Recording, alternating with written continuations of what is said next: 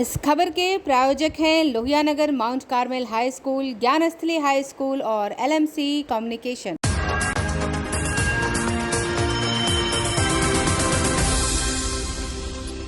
नमस्कार, मैं अक्षिता और आप देख रहे हैं आंखें न्यूज़ 24। रात 8 बजे के समाचार में आप सभी का स्वागत है। तो आइए देखते हैं रात 8 बजे तक के सभी समाचार। पटना के गंगा और पुनपुन नदी के जलस्तर में लगातार गिरावट हो रही है, लेकिन गंगा का जलस्तर अभी भी खतरे के निशान से ऊपर। पटना के समाहरणालय और लॉ कॉलेज परिसर में बाढ़ ग्रसित लोगों के लिए राहत शिविर में दवाइयों के साथ पशुओं के लिए चारे की भी व्यवस्था की गई है। कृषि मंत्री अमरेंद्र प्रताप सिंह ने गोपालगंज में बाढ़ से हुए नुकसान, फसल क्षति और जर्जर सड़क स्थिति को लेकर वरिष्ठ अधिकारियों के साथ समीक्षा बैठक की। नेता प्रतिपक्ष तेजस्वी यादव ने बताया कि जातिगत जनगणना को लेकर प्रधानमंत्री मोदी 23 अगस्त को बिहार के प्रतिनिधिमंडल के साथ बातचीत करेंगे। गन्ना उद्योग मंत्री प्रमोद कुमार ने समस्तीपुर के पूसा में कहा कि बिहार में नई तकनीक का उपयोग कर इथेनॉल बनाया जाएगा। अब समाचार विस्तार से। बिहार के मुख्यमंत्री नीतीश कुमार जातीय जनगणना को लेकर प्रधानमंत्री नरेंद्र मोदी से मुलाकात करेंगे। प्रधानमंत्री मोदी से नीतीश कुमार की मुलाकात 23 अगस्त को होनी है। बिहार के मुख्यमंत्री नीतीश कुमार ने गुरुवार को इसकी जानकारी अपने ट्विटर हैंडल से साझा की है। बिहार के मुख्यमंत्री नीतीश कुमार ने जातिगत जनगणना के मसले पर प्रधानमंत्री को चिट्ठी लिखकर उनसे मिलने का समय मांगा था। प्रधानमंत्री नरेंद्र मोदी ने मुलाकात का समय दे दिया है। पीएम मोदी से नीतीश कुमार की मुलाकात 23 अगस्त को होगी। सीएम नीतीश ने ट्वीट कर यह जानकारी साझा की है।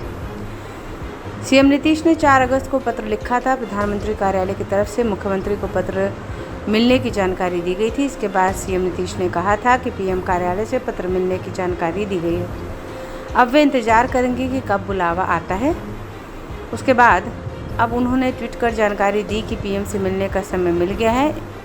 उनके साथ बिहार विधानसभा में विपक्ष के नेता तेजस्वी यादव भी होंगे। बता दें कि मुख्यमंत्री नीतीश कुमार ने कटिहार और पूर्णिया जिले के बाढ़ प्रभावित क्षेत्रों का हवाई सर्वेक्षण कर बाहर राहत शिविरों का निरीक्षण किया। हवाई सर्वेक्षण से लौटने के बाद पटना एयरपोर्ट पर मीडिया से बातचीत की। सीएम नीतीश से जब पूछा गया कि केंद्र की तरफ से पत्र का कोई जवाब आया है क्या, इस पर मुख्यमंत्री ने हंसते हुए कहा, इस पर बहुत जल्द खबर मिलेगी।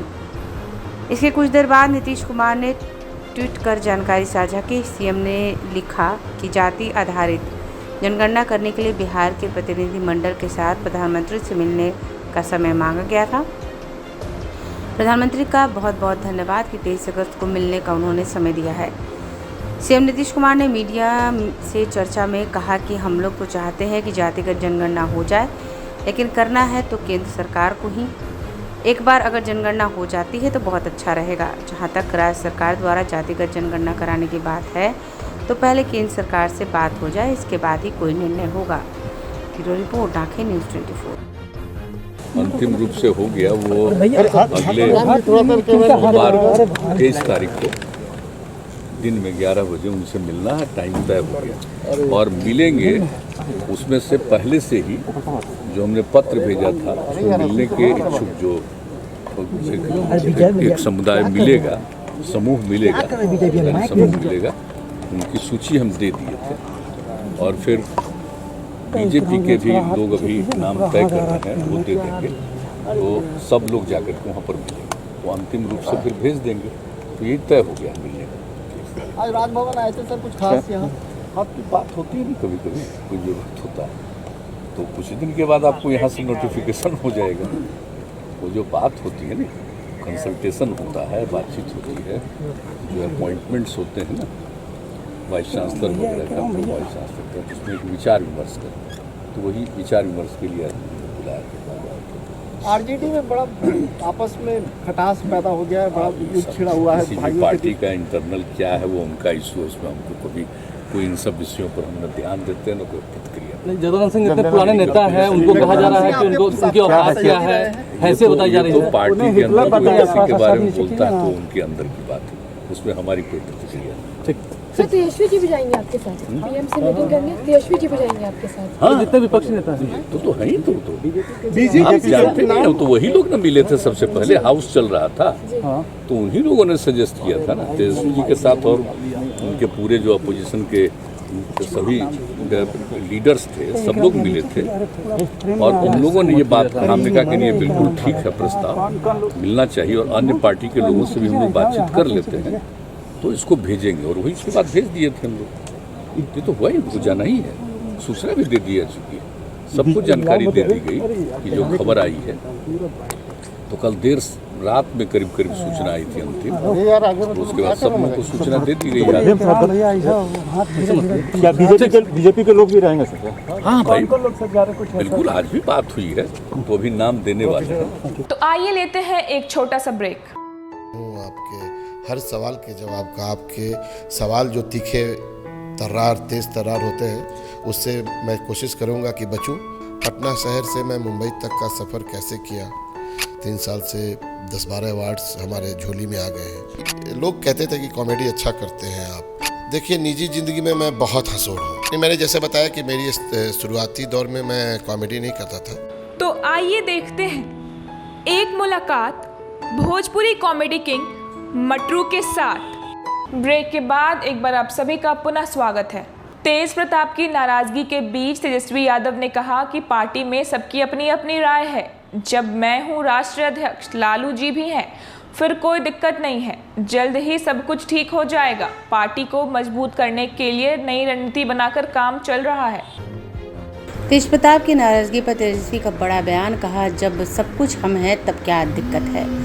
राजद में उठापटक के बाद कल प्रदेश अध्यक्ष जगदानंद सिंह कार्यालय पहुंचे। उसके बाद 7 अध्यक्ष की नई नियुक्ति की गई, जिसके बाद तेज प्रताप यादव पार्टी से फिर से नाराज दिखने लगे। उन्होंने ट्वीट कर जगदानंद सिंह पर नाराजगी जताते हुए कहा कि जो फैसला लिया गया है वो पार्टी के संविधान के खिलाफ है। इसके बाद तेजस्वी यादव से जब पूछा गया कि तेज प्रताप यादव नाराज चल रहे हैं तो इस पर तेजस्वी यादव ने कहा ऐसी कोई बात नहीं है, पार्टी में जब हम हैं, राष्ट्रीय अध्यक्ष है तो सब कुछ ठीक है। ब्यूरो रिपोर्ट, आंखें न्यूज़ 24। तेज प्रताप जी नाराज चल, चाहे जाति जनगणना को लेकर के हो, विधानसभा में हो, हर जगह पार्टी तो मजबूती से जनता का आवाज करो। तेज प्रताप जी नाराज लग रहे हैं।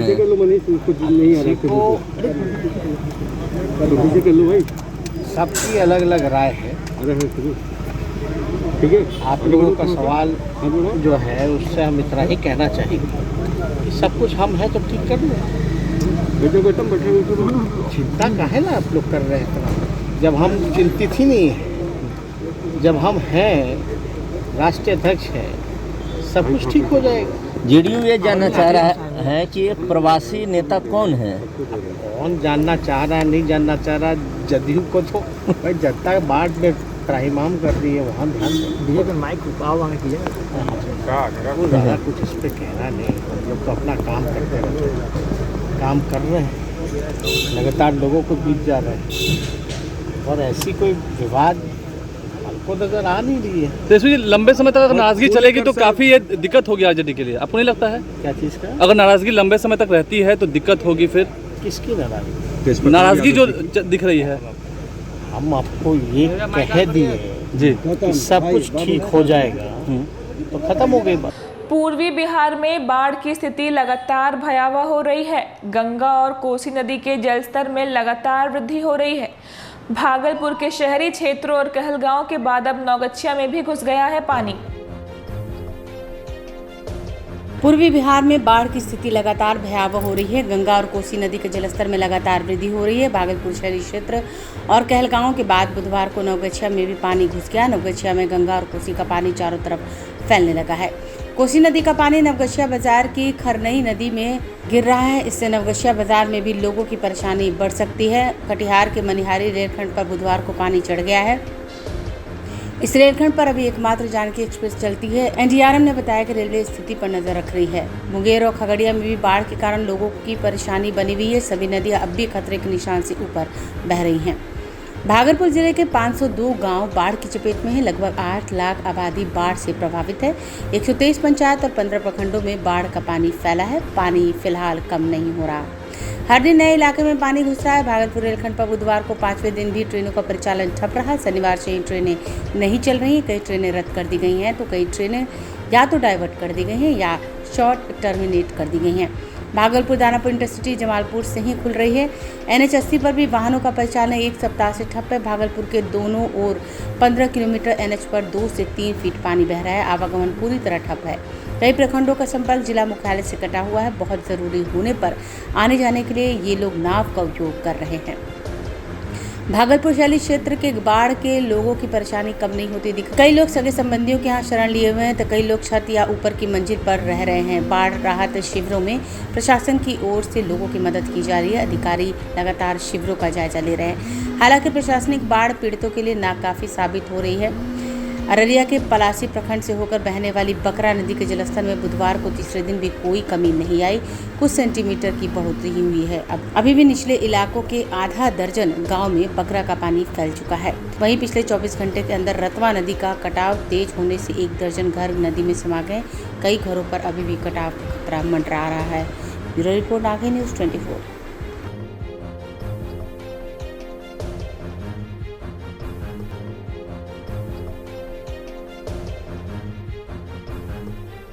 तो आइए लेते हैं एक छोटा सा break. I am Shalini Singh, principal of Ludhiana Mount Carmel School. Here in our school, we give best education and good environment to our students, where they can learn well. We provide here well-equipped lab, well-equipped, well-stocked library. We have here well-trained teacher also. We have a sports playground for cricket, volleyball, football, and also provision for indoor activities. So we have here security system, information and communication technology. So we have all facilities here in our school where students feel comfortable and secure.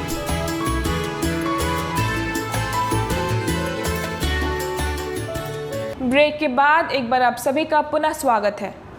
केंद्रीय खाद्य प्रसंस्करण मंत्री पशुपति नाथ पारस अब 20 की बजाय 23 को पटना पहुंचेंगे।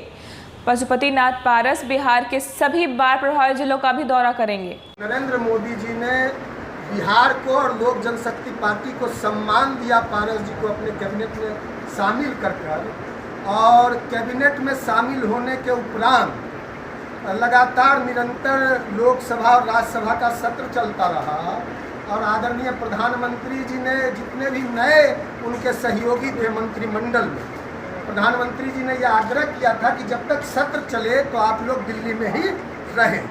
तो इस बात को लेकर उनका बिहार आगमन आज तक नहीं हो पाया और कल 20 तारीख को उनको बिहार आना था और पटना एयरपोर्ट उतरने के उपरांत सीधे, क्योंकि हाजीपुर में उनके संसदीय क्षेत्र में बाढ़ की बड़ी विभीषिका है।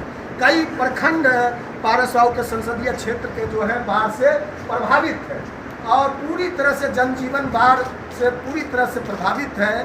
तो सीधे एयरपोर्ट से उतर के हाजीपुर जाने का कल उनका कार्यक्रम था, लेकिन कल ही मुहर्रम है और गाइडलाइन है राज्य सरकार की ओर से कि मुहर्रम के दिन कोई भी जुलूस, कोई भी कार्यक्रम, ना कोई तजिया, ना कोई प्रोसेसन निकाला जाए।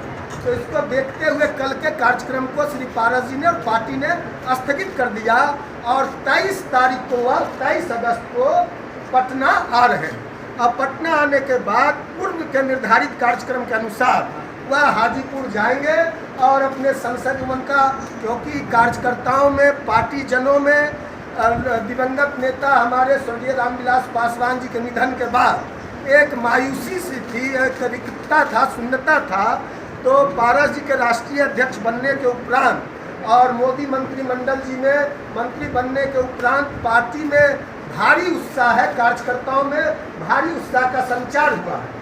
तो कार्यकर्ता रोके से भी नहीं रुकेंगे। पूरे बिहार से 23 तारीख को पटना लोजपा और दलित सेना के हजारों कार्यकर्ता उनके स्वागत में आएंगे। तो इसके देखते हुए कोरोना है, बाढ़ है, क्योंकि पारस जी ने जो बाढ़ प्रभावित जिले हैं बहुत सारे बिहार में, तो पार्टी के सभी जिलाध्यक्ष और पदाधिकारियों के जितने भी बाढ़ प्रभावित जिले हैं वो लोग स्वागत में नहीं आएंगे पटना। वो लोग बाढ़ प्रभावित इलाकों में पार्टी की ओर से और राज्य सरकार की ओर से जितना भी बाढ़ प्रभावित, क्योंकि नीतीश जी भी जा रहे हैं और विपक्ष के लोग तो आरोप लगा रहे हैं कि हेलीकॉप्टर से उड़ रहे हैं, जबकि जो लोग बाढ़ राहत घोटाला किया, बाढ़ के नाम पे जिन्होंने अपना घर का खजाना भरा और बाढ़ पीड़ितों का पैसा लूट कर अपना महल बनाया, वैसे लोग आज आरोप लगा रहे हैं। नीतीश जी तो आपने देखा होगा, जहाँ भी जा रहे हैं पानी में जा रहे हैं, बाढ़ जमीन पे जा रहे हैं, बाढ़ प्रभावित इलाकों में जा रहे हैं। तो पारस जी भी, हमने पहले कहा, लोकसभा का सत्र चल रहा था और नए नए मंत्री बने थे, तो उनको निर्देश था, आग्रह किया था प्रधानमंत्री जी ने कि आप पटना रहें। वे आ रहे हैं। निश्चित रूप से बाढ़ पीड़ितों का दर्द सबसे बड़ा दर्द है हम लोगों के लिए, और निश्चित रूप से हम लोग उनकी सेवा में लगेंगे। और पार्टी के लोगों को पारस जी ने निर्देश किया, कोई स्वागत नहीं, जो भी बाढ़ प्रभावित इलाके हैं आप लोग, मेरा स्वागत का मतलब है कि आप बाढ़ प्रभावित इलाकों में बाढ़ पीड़ितों के बीच ज़्यादा से ज़्यादा मदद पहुंचाएं, यही हमारा स्वागत है। कौन खजाना भर रहा है, अपने किस पे आरोप लगा रहे हैं? किसके काल में घोटाला हुआ था? बाढ़ राहत घोटाला किसके काल में हुआ था? कौन जेल गया था? एक IAS अफसर को जेल जाना पड़ा इनके कुकर्मों के बदौलत, उनकी मृत्यु हो गई जेल में। कौन थे जिम्मेवार हुए? मैं तो स्पष्ट, आप जान नहीं रहे। किस पार्टी से बिलोंग करते थे? किनके काल में, किनके मामा ने किया था घोटाला? किनके मामा ने? नेता प्रतिपक्ष के मामाओं ने किस तरह बाढ़ राहत का पैसा लूटा था? किसी बिहार की जनता से छिपा हुआ है क्या? देखिए, अभी तो आ रहे हैं। पहली तो प्राथमिकता, क्योंकि पूरा बिहार उनका है, खगड़िया ही नहीं, उनकी प्राथमिकता जितने भी बाढ़ प्रभावित जिले हैं, सारे जिले उनकी प्राथमिकता और प्रायोरिटी है, हमारा और पार्टी का और फर्ज। लेकिन खगड़िया भी अभी आ रहे हैं, हो सकता है खगड़िया भी जाए, लेकिन पहली प्राथमिकता वो जहाँ से जनप्रतिनिधि है, सांसद है, उनकी अकाउंटेबिलिटी, जवाबदेही पहले अपने संसदीय क्षेत्र की है। तो वो अपने संसदीय क्षेत्र जाएंगे, DM SP को भी बुलाया है, समीक्षा बैठक भी करेंगे बाढ़ को लेकर, और ज़्यादा से ज़्यादा कोई कमी होगी उस कमी को भी पूरा करेंगे, और ज़्यादा से ज़्यादा जनता मालिक, क्योंकि मुख्यमंत्री जी ने भी कहा है, राज्य सरकार का भी मानना है कि सरकार का खजाना का पैसा का पहला हक जो है राज्य सरकार के खजाने पे हुआ आपदा पीड़ितों के लिए है, बाढ़ प्रभावितों का है। इसलिए निश्चित रूप से बाढ़ प्रभावितों के लिए जितना हो सकेगा राज्य सरकार की ओर से, पार्टी की ओर से, केंद्र सरकार की ओर से कोई चूक नहीं। तो आइए लेते हैं एक छोटा सा ब्रेक। आपके हर सवाल के जवाब का, आपके सवाल जो तीखे तर्रार, तेज़ तर्रार होते हैं, उससे मैं कोशिश करूंगा कि बचूं। पटना शहर से मैं मुंबई तक का सफ़र कैसे किया, 3 साल से 10-12 अवार्ड्स हमारे झोली में आ गए हैं। लोग कहते थे कि कॉमेडी अच्छा करते हैं आप। देखिए, निजी ज़िंदगी में मैं बहुत हंसोड़ हूँ। मैंने जैसे बताया कि मेरी शुरुआती दौर में मैं कॉमेडी नहीं करता था। तो आइए देखते हैं एक मुलाकात भोजपुरी कॉमेडी किंग मटरू के साथ। ब्रेक के बाद एक बार आप सभी का पुनः स्वागत है। बिहार भाजपा में वृद्ध स्तर पर सांगठनिक फेरबदल हुआ है। पार्टी नेतृत्व ने गुजरात के मूल निवासी भीखू भाई दलसानिया को बिहार का नया संगठन महामंत्री बनाया है, जबकि हाल तक वह गुजरात के संगठन महामंत्री थे। बिहार भाजपा में बृहद स्तर पर सांगठनिक फेरबदल हुआ है। पार्टी नेतृत्व ने गुजरात के मूल निवासी भीखू भाई दलसानिया को बिहार का नया संगठन मंत्री बनाया है। वह हाल तक गुजरात के संगठन महामंत्री थे। वहीं बिहार के मौजूदा संगठन महामंत्री नागेंद्र को अब बिहार झारखंड का क्षेत्रीय महामंत्री बनाया गया है। इसका केंद्र रांची होगा। नागेंद्र नवंबर 2011 में बिहार के संगठन महामंत्री बनाए गए थे। भाजपा के राष्ट्रीय अध्यक्ष JP नड्डा ने इन दोनों की नियुक्ति तत्काल प्रभाव से लागू करने का निर्देश दिया है। भीखू भाई 1997 से ही भाजपा से जुड़े हुए हैं। जामनगर के रहने वाले हैं। वे एक समय गुजरात के मुख्यमंत्री के प्रबल दावेदारों में से एक थे। पाटीदार समाज से आने वाले भीखू भाई संगठनकर्ता के तौर पर बेहद सधे हुए माने जाते हैं। भाजपा के आला नेताओं के बेहद करीबी होने के साथ ही संघ के प्रिय हैं। ब्यूरो रिपोर्ट, आंखें न्यूज़ 24।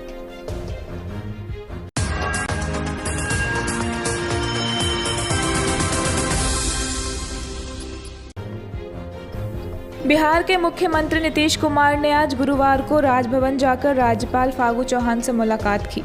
मुलाकात के दौरान विश्वविद्यालयों में कुलपतियों की नियुक्ति पर चर्चा की। राज्यपाल से मुलाकात के बाद से नीतीश कुमार ने कहा कि कुछ महत्वपूर्ण नियुक्तियां होनी हैं। उन नियुक्तियों को लेकर राज्यपाल से मुलाकात हुई है और इस पर चर्चा की भी गई है। मुख्यमंत्री ने कहा कि कुलपतियों की नियुक्तियों के बाबत राज्यपाल से बातचीत हुई है। इसका नोटिफिकेशन भी कुछ दिनों में निकल जाएगा। माना जा रहा है कि कई यूनिवर्सिटी में कुलपति के पद खाली है। खाली जगहों पर नए कुलपति की अब बहुत जल्द नियुक्ति हो जाएगी।